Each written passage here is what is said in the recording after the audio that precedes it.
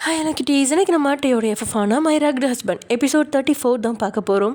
So ஹெச்எச் must imagine yourself. Okay வாங்க நம்ம வீடியோக்குள்ளே போகலாம். அதுக்கு முன்னாடி ஒரு சின்ன விஷயம்டா.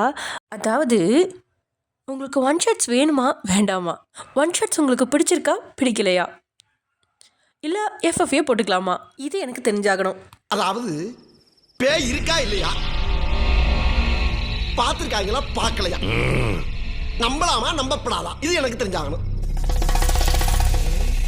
நம்ம ரஜினி சார் மாதிரி 3 தடவை தலையை திருப்பிலாம் நீங்கள் டெரரெல்லாம் சொல்ல தேவையில்லை. ஜஸ்ட் சாஃப்டாக கமெண்ட்டை தட்டி விடுங்க, அது போதும் எனக்கு. அண்ட் சாரி டியர்ஸ், கொஞ்சம் கோல்டாக இருக்குது, அதனால கொஞ்சம் வாய்ஸ் மாறி இருக்கும்னு நினைக்கிறேன். அண்ட் சரி ஓகே, லாஸ்ட்டாக எதோ முடிச்சிருந்தோம் அப்படின்னா, டின்னருக்கு போக விருப்பமில்லை அப்படிங்கிறத விட பயம் உங்களுக்கு இருந்தாலும் டேக்கிட்ட அதை பற்றி சொன்னால் வேறு ஏதாவது செய்வான் அப்படிங்கிற பயத்திலேயே எதுவும் பேசாமல் அங்கேருந்து தலையை கவிழ்ந்தபடியே வீட்டுக்குள்ளே போகிறீங்க. ஒரு க்ரீன் கலர் சேலை, அப்புறம் ஒரு மாலை, ஒரு வளையல் எடுத்து போட்டுக்கிட்டு லட்சுமி கண்ணம்மாக்கிட்டேயும் வெளியில் போகிற விஷயத்த சொல்லி கேட்க, அவங்களும் காலையிலேருந்து பெருசாக பேசாமல் இருந்தவ வெளியே போனால் கொஞ்சம் நிம்மதியாக இருப்பா அப்படின்னு நினச்சி 2 பேருமே உங்களை அழகாக தயார் பண்ண தேவதையாக மாற்ற ஆரம்பிச்சிட்டாங்க. அதே சமயம் தேனித்து விலைக்கு வாங்கின 5 ஸ்டார் ஹோட்டலுக்கு முன்னாடி மேனேஜரும் ஆஃபீஸ் வேலை செய்கிற மனோஜ் அப்படிங்கிற ஒரு இளம் வயது ஊழியரும் கையை கட்டிக்கிட்டு வாசல்ல நின்றுட்டுருக்கா. ஹாய் மேனேஜர் சார், என்ன வாட்ச்மேன் மாதிரி அங்கேயே நின்றுட்டுருக்கீங்க? சார் வேலையை மாற்றி தந்துட்டாரோ, ஏன் வேலைக்கு வெயிட் வச்சிடாதீங்க அப்படின்னு உண்மையான வாட்ச்மேன் 2 பேருமே கலாய்க்கா. கையில் இருந்த காகிதத்தை சுருட்டி வீசி எறிஞ்ச மேனேஜர், அடப்போயா நீ வேற, என் பாஸுக்கிட்ட வேலை பார்க்குறத விட நீ வேலை பார்க்குற வாட்ச்மேன் வேலை எவ்வளவோ பரவாயில்ல அப்படின்னு பேசிகிட்டு இருக்கும்போதே மேனேஜரோட மொபைல் ரிங் அடிக்கா. அதை எடுத்து பார்த்தா டேக்கிட்டு இருந்தால் ஃபோன் கால் வருது. முகத்தில் இருக்க வியர்வையை தொடச்சிட்டு மொபைலே கண்ணுமிக்காமல் பார்த்துவேன். 5 நிமிஷம் திட்ட விட மாட்டாரு, அதுக்குள்ளே ஃபோன் பண்ண வேண்டியது. என் பொண்டாட்டி எனக்கு தினமும் 10 தடவை ஃபோன் பண்ணால் இவர் 50 தடவை ஃபோன் பண்ணுறாரு. ஐயோ ஏசப்பா, என்னைக்கு தான் எனக்கு விடிவு காலம் பிறக்கும்னு தெரில அப்படின்னு புலம்பிக்கிட்டாலும் சாகிற வரைக்கும் விடிவு காலம் பிறக்காது அப்படின்னு அவனுக்கே தெரியும். அந்த மாதிரி தான் ஃபோனை எடுத்து காதில் வச்சு ஹலோ பாஸ் அப்படின்னு மேனேஜர் பேச தொடங்கும்போது, ஒயனை கரெக்ட் பண்ண ஐடியா சொல்கிறேன்னு சொன்னல, சொல்லி தொலை அப்படின்னு கேட்க அப்படியே மூச்சை இழுத்து விட்ட மேனேஜர் பக்கத்தில் நின்று மனோஜோட தலையிலேயே 2 அடி கொடுத்துட்டு, அது பாஸ், பொதுவாக பொண்ணுங்களுக்கு பூனா ரொம்ப பிடிக்கும், அதுலேயும் ரெட் ரோஸ்னால் ரொம்ப பிடிக்கும், அதனால உங்கள் பொண்டாட்டிக்கு ரெட் ரோஸ் வாங்கி கொடுங்க. அப்புறம் செல்லம், உன்னை ரொம்ப மிஸ் பண்ணேன், ஆஃபீஸில் உன்னை பற்றியே யோசிச்சுட்டு இருந்தேன்னு ஏதாவது 2-3 டைலாக சொல்லுங்கள். அப்புறம் நீ ரொம்ப அழகாக இருக்க, உன்னை மாதிரி ஒரு பொண்டாட்டியை நான் பார்த்ததே இல்லை, நீ என் வாழ்க்கையில் வந்ததுக்கு நான் கொடுத்து வச்சுருக்கணும் அப்படின்னு ரொமான்டிக்காக சொல்லுங்கள். அவங்களுக்கு பிடிச்ச சாப்பாடு வாங்கி கொடுங்க. கொஞ்ச நேரம் உங்கள் கையை பிடிச்சிட்டு வாக்கிங் கூட்டிகிட்டு போங்க. கண்டிப்பாக உங்கள் பொண்டாட்டிக்கும் உங்களுக்கும் ஒர்க் அவுட் ஆகிடும் பாஸ் அப்படின்னு மேனேஜர் சொல்ல, ஐடியாலாம் ஏதோ பழைய படத்தில் இருந்து சுட்டங்கிறது நல்லா தெரியுது, சொந்தமாக யோசிக்க மூளை இல்லையடா பரதேசி அப்படின்ட்டே திட்டி தீக்க மேனேஜரோட மனமும், அட பாவி பாஸு, உன் பொண்டாட்டியை கரெக்ட் பண்ண நீ சொந்தமாக யோசிக்காமல் என்கிட்ட ஐடியா கேட்டுட்டு இப்போ பழைய படத்துலேருந்து சுட்ட ஐடியா தரேன்னு சொல்லி என்னையே திட்டுறியா, இது எந்த வகையில் நியாயம் அப்படின்னு உள்ளுக்குள்ளே நினச்சாலும் கம்பீரமாக நின்றுட்டுருக்கான். அவளுக்கு பொக்கே வாங்கி கொடுக்குறேன், பிடிச்ச சாப்பாட்டையும் வாங்கி கொடுக்குறேன், எங்கேயாவது கொஞ்சம் தூரம் வாக்கிங் கூட்டிகிட்டு போகிறேன், ஆனால் இந்த அழகாக இருக்க, நீ இல்லைன்னா நான் இல்லை, இந்த டைலாக் எல்லாம் சொல்ல மாட்டேன். ஃபைனலி நீ சொன்ன ஐடியா ஒர்க் அவுட் மட்டும் ஆகலைன்னு வச்சுக்கோ, நாளைக்கு நான் அடிக்கிற அடியில் உன் பொண்டாட்டி பிள்ளைகளுக்கே உன் அடையாளம் தெரியாதபடி ஆக்கிடுவேன் அப்படின்னு சொல்லிட்டு காலை கட் பண்ணிட்டான். காலை கட் பண்ண அடுத்த செகண்ட் மனோஜர் தலையிலேயே தாறுமாற அடித்த மேனேஜர், அட்டிங்கொய்யால எல்லாம் உன்னாதான்டா, உன் லவ்வுக்கு ஹெல்ப் பண்ணுறேன்னு ஐடியா சொல்ல போய் அது பாஸோட காதுக்கு போய் இப்போ பாஸ் அவரோட ஒய்ஃபை கரெக்ட் பண்ண ஐடியா சொல்லி கொடுக்க வேண்டிய நிலைமைக்கு வந்துட்டேன், எல்லாம் உன்னாலதான்டா அப்படின்னு மேனேஜர் வைத்தறிச்சல் அடைய. அட சும்மா இருங்க மேனேஜர் சார், யங் லேடிஸ் வர்ற இடத்துல என்னை அடிக்காதீங்க. நம்ம பாஸுக்கு நீங்கள் சொல்லிக் கொடுக்குற ஐடியா அவருக்கு பிடிச்சிருந்தா உங்களை புகழ்ந்து தள்ளுவார், ப்ரொமோஷன் கிடைக்கும், சேலரி இன்க்ரிமெண்ட் கிடைக்கும், எப்படி பார்த்தாலும் நான் உங்களுக்கு உதவி தான் பண்ணியிருக்கேன் அப்படின்னு அந்த ஒர்க்கரும் சலிச்சுக்க. அட நாரப்பேயே, 4 வருஷம் பாஸ் கூட வேலை பார்த்துருக்கேன், எனக்கு அந்த ஆளை பற்றி தெரியாதா? நாம் சொல்லி கொடுக்குற ஐடியா சக்ஸஸ் ஆச்சுன்னா ஒரு வார்த்தை பாராட்ட மாட்டார், அதே ஃபெயிலியர் ஆச்சுன்னா அடி வெளுத்து வாங்குவார்டா, எல்லாம் உன்னால தான், நான் எல்லாம் எப்படி இருக்கிற வேண்டிய ஆள் தெரியுமா, இப்போ எப்படி இருக்கிறேன்னு தெரியுமா அப்படின்னு பேசிகிட்டு இருக்கும்போது மேனேஜர் அதிர்ச்சியில் வாயை பிளக்குறான். என்னாச்சு மேனேஜர் சார், இப்படி வாயை பழக்கிறீங்க அப்படின்னு சொன்னபடியே மேனேஜரோட பார்வை எந்த பக்கம் இருக்குதோ அதே பக்கம் திரும்பி பார்த்த மனோஜும் அதிர்ச்சியில் வாயை பிளக்கிறான். ஏன்னா அவங்க 2 பேர்த்துக்கும் இடைப்பட்ட பகுதியில் பைக்கை நிறுத்திட்டு கூலாக ஹெல்மெட்டை கழட்டி களைஞ்ச கேசத்தை கையால் வருடி பின்னோக்கி தள்ளிடுபடியே ஹேண்ட்ஸமாக நின்ன ஜிமினை சுற்றி நிற்கிற பொண்ணுங்களோட கண்களை மயக்கிறபடி கூலாக கீழே இறங்குறான். அவனை பார்த்து ஒரு சில பொண்ணுங்க வாயை பிளந்தாலும் அவன் கண்டுக்காம கூலாக மேனேஜரை பார்த்து, ஹலோ அல்லகை, என்ன பண்ணுறீங்க அப்படின்னு கேட்க, சார் அல்லக்கைன்லாம் கூப்பிடாதீங்க சார், பாஸ் இங்கே டின்னருக்கு வருவார், அதான் தேவையான ஏற்பாடெலாம் பண்ணிகிட்ருக்கேன் அப்படின்னு மேனேஜர் சொல்ல, அட என்னையா நீ வாங்குற சம்பளத்துக்கு மேலே வேலை பார்க்குறது நீ ஒருத்தந்தான். இப்படியே நீ என்னனுக்காக வேலை பார்த்துட்டு இருந்தா உன் வீட்டில் வேற எவனாவது வேலை பார்ப்பான். நான் சொல்கிற அட்வைஸு நல்லா கேளு. இப்போல்லாம் கூட இருக்கிறவங்கள கூட நம்ப முடியாது. பி கேர்ஃபுல் அப்படின்னு பக்கத்தில் இருந்த மனோஜை கண் காட்டுறான் ஜிமின். மேனேஜர் அப்படியே முழிச்சுக்கிட்டு பக்கத்தில் நின்னவனை பார்த்து, ஏண்டா மனோஜ், உனக்கு என் பொண்டாட்டியை தெரியுமா அப்படின்னு கேட்க, அட போங்க சார், ஜிமின் சார் கலாய்க்கிறாரு, நீங்கள் அதை சீரியஸாக எடுத்துக்கிட்டு என்கிட்ட கேட்குறீங்க. எனக்கு தான் அழகாக தேவதற மாதிரி ஒரு காதலி இருக்காளே, அப்புறம் எதுக்கு முத்தி போன பீஸ் மாதிரி இருக்க உங்கள் பொண்டாட்டியை பார்க்க போகிறேன், அதையெல்லாம் உங்களை தவிர வேறு யாராலையும் பார்க்க முடியாது அப்படின்னு மனோஜ் நக்கடிக்கிறான். இவன் ஒருத்தன் ஜிமின் சார் தான் கலாய்க்கிறாருன்னு பார்த்தா இவனும் நேரம் பார்த்து கலாய்க்கிறானே அப்படின்னு உள்ளுக்குள்ளே கொதிச்சுக்கிட்டே, ஜிமின் சார் இங்கே என்ன பண்ணுறீங்க, இங்கே டின்னருக்கு வந்தேன்னு மட்டும் சொல்லிடாதீங்க, ஏன்னா ஆல்ரெடி எல்லா சீட்டும் ஃபுல்லாகிடுச்சு அப்படின்னு சொல்ல, அதை கேட்டு சிரிச்சபடியே, டின்னருக்கு தாண்டா வந்தேன், ஆல்ரெடி சீட்லாம் புக் பண்ணிட்டேன், என் ஃப்ரெண்டு பேரில் புக் பண்ணியிருக்கேன், ஓகே நான் உள்ளே போகிறேன், என் பொண்டாட்டி வந்தா அவளை 3rd ஃப்ளோர் 4வது ரூமுக்கு வர சொல்லு அப்படின்னு சொல்லிட்டு அவன் உள்ளே போக, இவர் நம்மளை வாட்ச்மேனாக தான் நினைக்கிறாரு போல இருக்கு அப்படின்னு மேனேஜர் சலிச்சுக்கிட்டே நின்றுட்டு இருக்கும்போதே 2 நிமிடத்தில் தியா ரித்திக்கோட ஸ்கூட்டியில் வந்துட்டா. அதுவும் அவன் தோளில் கையை போட்டபடியே உட்காந்துருந்தவ கீழே இறங்கி, நீ இங்கேருந்து கிளம்பி பக்கத்தில் இருக்க ரெஸ்டாரண்ட்டில் வெயிட் பண்ண, திடீர்னு போலீஸ்காரங்க வர மாதிரியோ இல்லை சந்தேகப்படுற மாதிரி யாராவது இந்த ரெஸ்டாரண்ட் பக்கம் வந்தால் எனக்கு உடனே மெசேஜ் அனுப்பு, எனக்கு ஏதாவது பிரச்சனைனா நான் உனக்கு மெசேஜ் அனுப்புகிறேன் அப்படின்னு ரித்திக்கோட காதுக்கு பக்கத்தில் நெருங்கி போய் சொல்லிட்டு தியா ரெஸ்டாரண்ட்குள்ளே ரித்திக் அங்கேருந்து பக்கத்து ரெஸ்டாரண்ட்குள்ளே கிளம்பிட்டான். தியா பார்த்த மேனேஜர், ஜெமின் சார் இங்கே அப்படின்னு பேச தொடங்கும் போதே அவள் மேனேஜரை கண்டுக்காம நேராக ஹோட்டலுக்குள்ளே நுழைஞ்சிட்டா. என்ன சார், ஜிமின் சார் தான் கலாய்க்கிறாருன்னு பார்த்தா இந்த பொண்ணு உங்கள் மான மரியாதையெல்லாம் வாங்கிடுவா போல இருக்கே, குண்டு பூத மாதிரி இருக்க உங்களை அவள் கண்ணில் காணாத மாதிரியே போகிறா அப்படின்னு மனோஜ் சொல்ல, அடேய் நான் அப்போ இருந்தே பார்க்குறேன்டா, நீ என்னை ரொம்ப தான் கலாய்க்கிற, ஒழுங்காக இருந்தேன்னா உன் உசுருக்கு நல்லது. இப்போ அந்த பொண்ணு என்னை கண்டுக்காமல் போனது கூட பிரச்சனை இல்லை, அவள் ஏதோ ஒரு பையன் கூட பைக்கில் வந்தா, அதுவும் நெருங்கி உட்கார்ந்து இருக்கிறத பார்த்தா என் கண்ணுக்கு தப்பாக தெரியல, ஆனால் குடும்பத்தில் இருக்கிற யார் பார்த்தாலும் தப்பாக நினைப்பாங்கடா, இருந்தாலும் இந்த பொண்ணுக்கு சரியான தைரியம்தான், இவன் எந்த பிளானோட வீட்டுக்கு வந்திருக்கான்னு இப்போ வரைக்கும் நம்ம பாஸாலே கண்டுபிடிக்க முடியல, அந்த அளவுக்கு இவன் சாமர்த்தியசாலி, பார்ப்போம் இவன் என்ன பண்ணுறான்னு பார்ப்போம் அப்படின்னு புலம்பியபடியே மேனேஜர் அங்கே நின்றுட்டு இருக்கான். அதே சமயம் ஹோட்டலுக்குள்ள நுழைஞ்ச தியா 3வது ஃப்ளோரில் இருக்க 4வது டேபிளில் போய் உட்காந்துட்டா. அங்கே மொபைலை பார்த்தபடியே பப்ஜி விளையாண்டுட்டு இருக்கான் ஜிமின். தனக்கு எதிரில் ஒருத்தி வந்து உட்காந்துருக்கா அப்படிங்கிறதெல்லாம் கவனிக்காம அவன் மொபைலில் மூழ்கி இருக்கா. கருமை பிடிச்சவன், குத்துக்கெல்லாம் அவன் முன்னாடி வந்து உட்காந்துருக்கேன், கண்டுக்கிறேன்னா பாரு அப்படின்னு நினச்சிக்கிட்டே, ஹலோ மிஸ்டர் ஜிமின் அப்படின்னு தியா சொல்ல, ஹாய் பொண்டாட்டி, ஒரு நிமிஷம் வெயிட் பண்ண, இந்த மேட்சை முடிச்சுட்டு பேசலாம் அப்படின்னு அவன் கூலாக சொல்லிட்டு விளையாட்டில் கவனம் செலுத்த தன்னை பொண்டாட்டி அப்படின்னு அழைச்சிட்டானே அப்படின்னு உள்ளுக்குள்ளே ஒரு சின்ன கோவம் இருக்குது. ஆனால் காட்டிக்காமல் அப்படியே உட்காந்துருக்கா. அதோட அவள் பார்வை ஜிமினை தான் நோட்டமிடுது.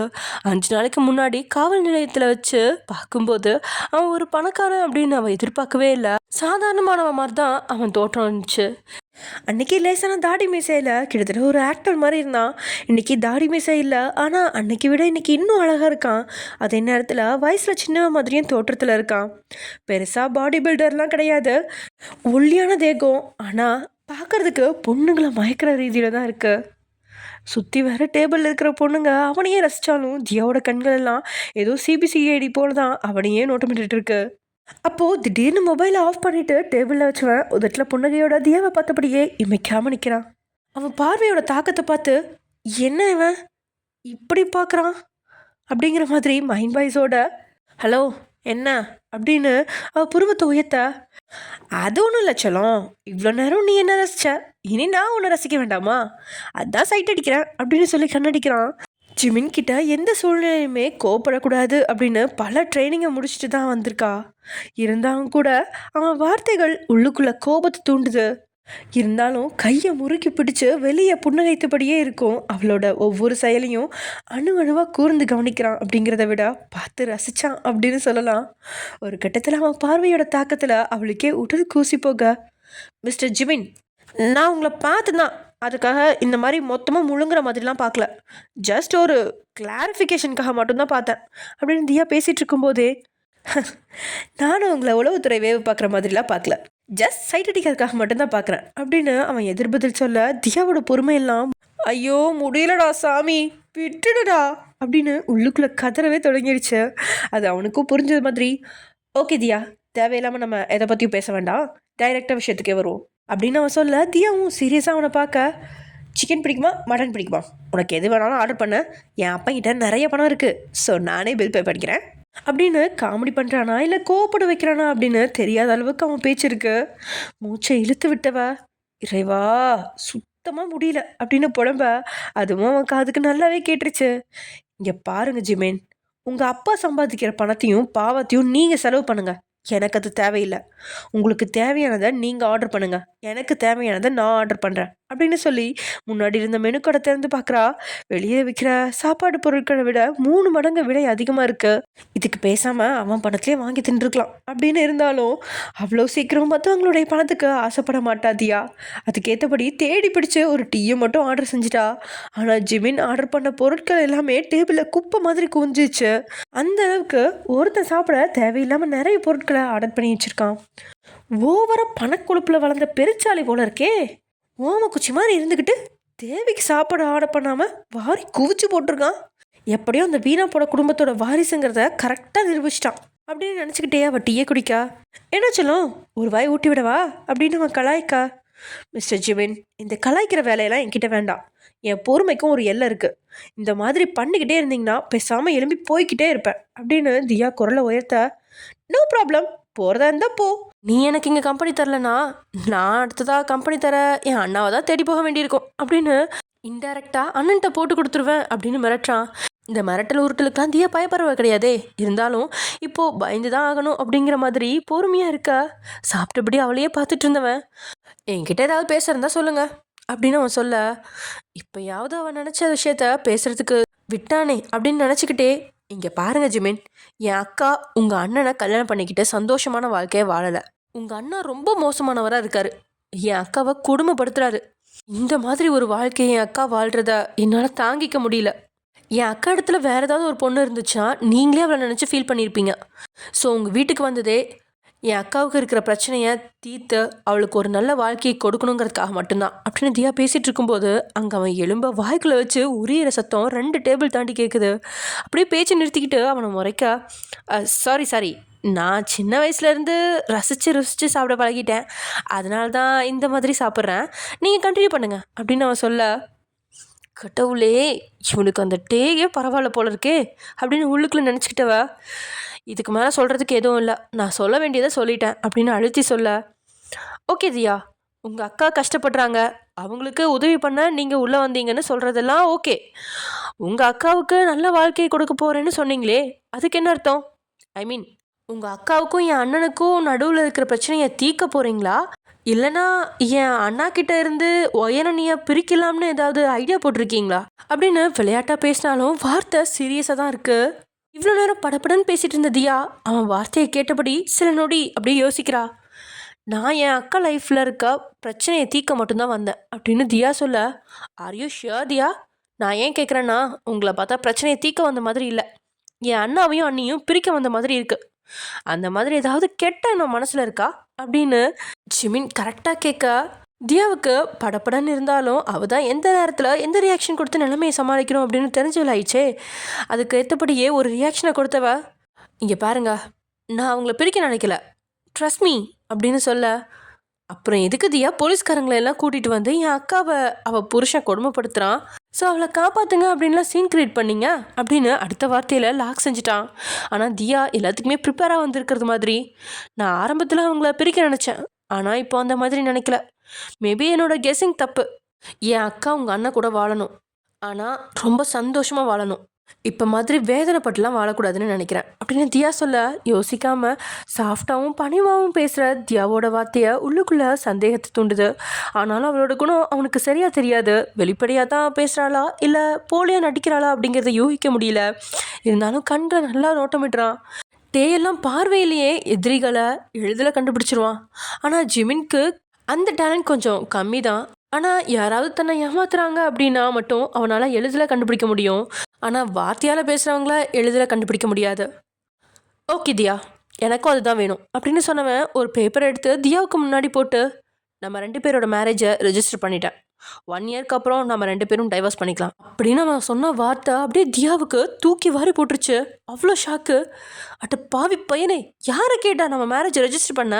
நான் ஒன்றை ஏமாத்த ஃபேக்கான மேரேஜ் ரெஜிஸ்டர் சர்டிஃபிகேட்டை தான்டா வச்சுருந்தேன். நீ எதுக்கு உண்மையாக மேரேஜ் ரெஜிஸ்டர் பண்ண அப்படின்னு அவள் விவாகரத்தை பற்றியெல்லாம் வருத்தப்படல. மேரேஜை ரெஜிஸ்டர் பண்ணிட்டானே அப்படின்னு கோவத்தில் கொந்தளிக்கிறா. டைவோர்ஸை பற்றி கேட்டு கொதிப்பா அப்படின்னு எதிர்பார்த்தவனுக்கு அவளோட கோபம் கொஞ்சம் வித்தியாசமாக தெரியுது. அதே நேரத்தில் இந்த எதிர்பாராத கல்யாணத்தில் விருப்பம் இல்லாமல் இருக்கிற அவளோட முடிவும் சந்தோஷமாக இருக்குது. இந்த சந்தோஷத்துக்கான காரணங்களில் முக்கியமான ஒன்று, அவனுக்கு குடும்ப பொறுப்பு வரக்கூடாது அப்படின்னு நினைக்கிறான். அவனோட பணத்தையும் வசதிகளையும் பார்த்து அவன் தான் வேணும் அப்படின்னு அடம்பிடிச்சு ஜிமின் கூட தியா வாழ நினச்சா அவளுக்காக வேலை அப்படிங்கிற பேரில் பொறுப்புக்குள்ளே நுழைய வேண்டியிருக்கும். அப்படிங்கிறதால தான் லேசாக தடுமாறினா. ஆனால் அவள் உறுதியாக இந்த திருமணம் வேணாம் அப்படிங்கிற நினைக்கிறது அவனுக்கு மகிழ்ச்சி தான். கோவப்படாத தியா, நான் ஆல்ரெடி எல்லாத்தையும் நல்லா யோசிச்சிட்டேன். நீ ஃபேக்கான சர்டிஃபிகேட் கொண்டு வந்திருக்கிறது என் அண்ணாவுக்கு தெரிஞ்சால் உனக்கு தான் பிரச்சனை. இவ்வளோ நாள் உன் ஃபேக் சர்டிஃபிகேட் அண்ணா கிட்ட மாட்டாமல் இருந்துச்சு. பட் மாட்டினா நீ பண்ண கோல்மால் எல்லாமே வெளியே வரும். அப்புறம் ஜெயிலுக்கு தான் போக வேண்டியிருக்கும். அப்படியே 2 மாதம் கன்சீவாக இருக்கேன்னு சொன்ன பொய்யும் கண்டினியூ பண்ணு. அதோட நான் சொல்கிறத கொஞ்சம் கவனமாக கேளு. ஜஸ்ட் நீ அந்த வீட்டில் 1 வருஷம் இரு. இந்த 1 வருஷத்தில் நான் சொல்கிற மாற்றத்தை மட்டும் நீ அந்த வீட்டில் கொண்டு வந்தாலே போதும். ஒரு வேளை உன்னால் கொண்டு வர முடியலனாலும் பிரச்சனை இல்லை. 1 வருஷம் அந்த வீட்டில் இருந்து உன்னால் முடிஞ்ச முயற்சியை பண்ணு. கரெக்டாக 1 இயரில் உனக்கு டைவர்ஸ் வந்துடுவேன். அதுக்கப்புறம் நீ உனக்கு விருப்பப்பட்ட லைஃப்பை வாழ்ந்துக்கலாம். டைவர்ஸுக்கு வேணால் காம்பன்சேஷனாக நான் 100 கோடி ரூபாய் பணம் தரலாம் அப்படின்னு ஜிமின் அசால்ட்டாக சொல்ல, ஜிமினோட வார்த்தை தியாவோட கோபத்தை அஷ்டகோணலாக தூண்டுது. ஆத்திரத்தில் முன்னாடி இருந்த டீ கப்பை தூக்கி அவன் மேலேயே வீசுறா. ஆனால் ஜிமின் சுதாரிச்சு விலகினதோட டீ கப் கீழே விழாதபடி பிடிச்சு டேபிளில் வச்சுட்டான். என்னடா சொன்ன?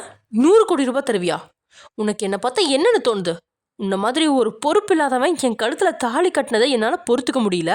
இதில் மேரேஜ் ரெஜிஸ்டர் வேறு பண்ணியிருக்க. இன்னும் 1 இயர் நான் வெயிட் பண்ணி அதுக்கப்புறம் உன்கிட்ட இருந்து டைவர்ஸ் வேறு வாங்கணுமா? இதில் 100 கோடி ரூபாய் வேறு தரேன்னு சொல்கிறேன். உனக்கு என்னை பார்த்தா எப்படி தெரியுது? ஒரு வேளை பணத்துக்காக அலையிற ப்ராஸ்டியூட்னு நினச்சிட்டியா அப்படின்னு கோபத்தில் தியா கொந்தளிக்கும் போது டேபிளில் ஓங்கி தட்டுறான். அதில் தியா ஒரு நொடி அமைதியாக எல்லாரோட பார்வையும் டேயோட டேபிள் பக்கம் திரும்புது. இதனால் 2 நிமிஷம் அமைதி காத்தான். எல்லாரோட பார்வையும் அவங்க பக்கத்தில் இருந்து திரும்பினதுக்கப்புறம் தான், இந்த மாதிரி அசிங்கமாக பேசாத. ஆம்பளைங்க முன்னாடி நின்று வழி நடத்த வேண்டிய பொண்ணு நீயே இவ்வளோ அசிங்கமாக பேசலாமா? 100 கோடி ரூபாய் உன்னை கேவலப்படுத்த தரேன்னு சொல்லலை. நீ பண்ண போகிற உதவிக்கு தான் தரேன்னு சொன்னேன். இப்போ வரைக்கும் உன்னை பற்றி என் மனசில் துளி அளவு கூட தப்பான எண்ணம் இல்லை. உனக்கும் அந்த மாதிரி இருந்தால் மாற்றிக்கோ. இன்னொரு முறை என்கிட்ட இந்த மாதிரி பேசாத அப்படின்னு அவனோட அழுத்தமான வார்த்தையை கேட்ட தியாவுக்கு அவசரப்பட்டு வார்த்தையை விட்டுட்டோமோ அப்படின்னு உணர வச்சு அமைதியாகிட்டா. அதே போல் ஜிமினுக்கும் அவளோட கோபம் நியாயம் அப்படின்னு புரிஞ்சதால அதுக்கு மேலே பேசாமல் இருக்கிறான். 10 நிமிஷம் அமைதிக்கு அப்புறம் அவளாவே, சாரி, நான் கொஞ்சம் ஓவராக பேசிட்டேன். உன் வீட்டில் எதையோ மாற்றணும்னு சொன்னேன், எதை மாற்றணும் அப்படின்னு கேட்க, ரொம்ப சிம்பிள். நீ என் தாத்தா, அப்பா, பெரியப்பா இவங்க இருக்க பக்கத்திலே போக வேண்டாம். இதுங்க எல்லாம் முத்தி போன பீஸுங்க. இதுங்கள நம்ம திருத்த முயற்சி பண்ணி ஒரு யூஸும் கிடையாது. நீ மாற்ற வேண்டியது என் அண்ணாவை மட்டும்தான் அப்படின்னு ஜிமின் சொன்னதும் முறைச்சு பார்த்தவ, என்ன உன் அண்ணா காலில் விழுந்து, ராசா நீ திருந்திடா, ஆணும் பொண்ணும் சமம், உன் பெத்தவ பொண்ணு, உன்னை கட்டிக்கிட்டவ பொண்ணு, உனக்கு பிறக்கிறதும் பொண்ணுன்னு பொண்ணுங்களை பற்றி அருமைப்பட சொல்கிறியா அப்படின்னு கோவப்பட, நீ உன் அக்கா வாழ்க்கை நல்லா இருக்கணும்னு குடும்பத்தை மாற்ற வந்தியா இல்லை குடும்பத்தை பிரிக்கிறதுக்கு வந்தியா? நீ பேசுகிறதெல்லாம் பார்த்தா எனக்கே சந்தேகமாக இருக்குது அப்படின்னு ஜிமின் பேசின அடுத்த நொடி அப்படியே அமைதியாயிட்டா. டென்ஷன் ஆகாத தியா, ஜிமின்க்கு சந்தேகம் வந்தால் உன் சோழி முடிஞ்சுது அப்படின்னு அவளோட மூளை எச்சரிக்கா. சாரி மிஸ்டர் ஜிமின், ஃபேக்கான இந்த மேரேஜை ரெஜிஸ்டர் பண்ணிட்டேன்னு சொல்லிட்டீங்க. அந்த டென்ஷனில் அந்த மாதிரி பேசிட்டேன். அதோட நீங்கள் சொல்கிறது எனக்கு புரியல. நான் எப்படி டேவை திருத்த முடியும் அப்படின்னு அவ கேட்க, குட் கொஷின். நீ டே அண்ணாவை திருத்த வேண்டாம். நீ வீட்டில் இருக்கிற பொண்ணுங்களை திருத்தணும். ஆம்பளைங்களுக்கு கீழே அடிமையாக யாரும் இருக்கக்கூடாது அப்படின்னு நீ அவங்களுக்கு புரிய வைக்கணும். தைரியமாக அவங்களுக்கு எதிராக பேச வைக்கணும்.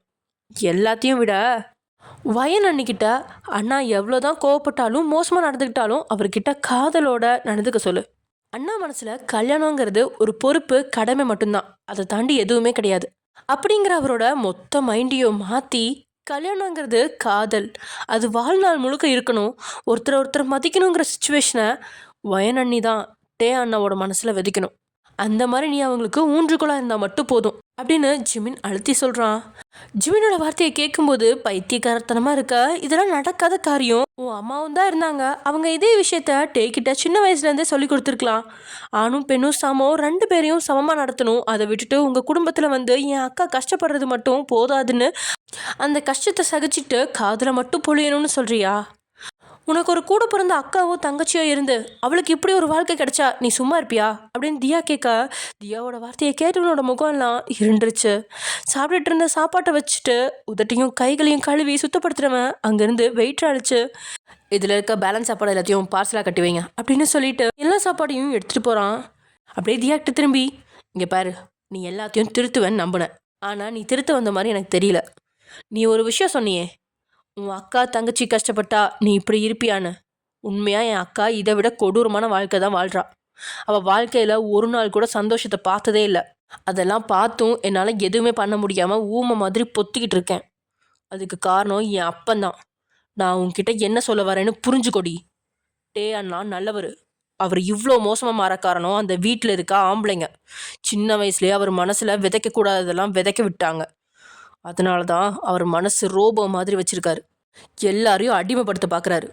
என் அம்மா அவரை திருத்த பார்த்தப்ப என் வீணா போன அப்பன் என் அம்மாவை கொடுமைப்படுத்தி டே அண்ணாவை பக்கத்துலேயும் நெருங்க விடல. இல்லைனா சின்ன வயசில் என் அம்மாவே அண்ணாவை திருத்திருப்பாங்க.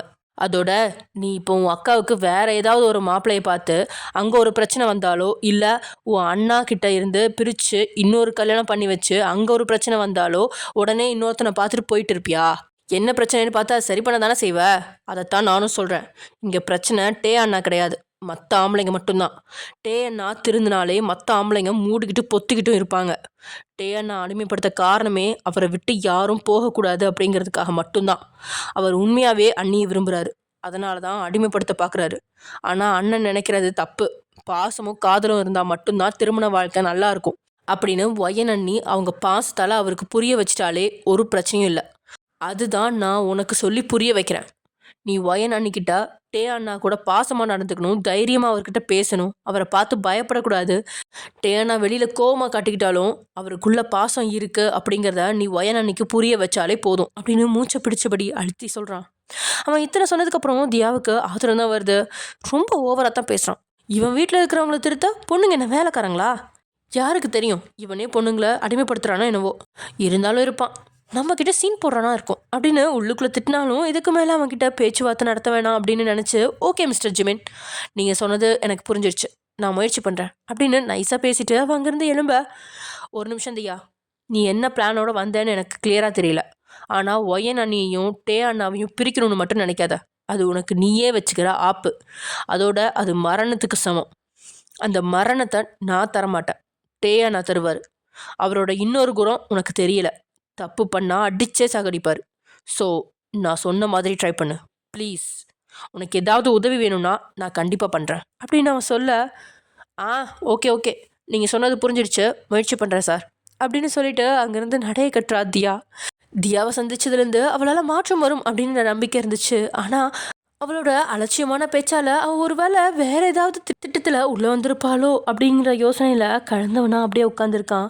ஆனால் தியா அப்படி இல்லை, கோவத்தோடு நடந்து போனவ அவன் மனசில் என்ன நினச்சிட்டு இருக்கான், இவன் அண்ணன் ஒரு சரியான புறம்போக்கு, இவன் ஒரு வேலை வெட்டியில் தண்டம், இவன் குடும்பத்தில் இருக்கிறதுங்க டேஷுங்க, அங்கே இருக்கிற பொண்ணுங்க சரியான தரித்திரியங்க, இதுங்க எல்லாத்துக்கும் இடையில என் அக்கா குப்பை கொட்டுறது மட்டும் இல்லாமல் எல்லாரையும் திருத்தணுமா? ஒரு பொண்ணு அப்பாவே வந்து மாட்டின உடனே அவளை நாய் மாதிரி நடத்துகிற அவன் அண்ணன் பெரிய பருப்புன்னு அவன் பேச வந்துட்டான்.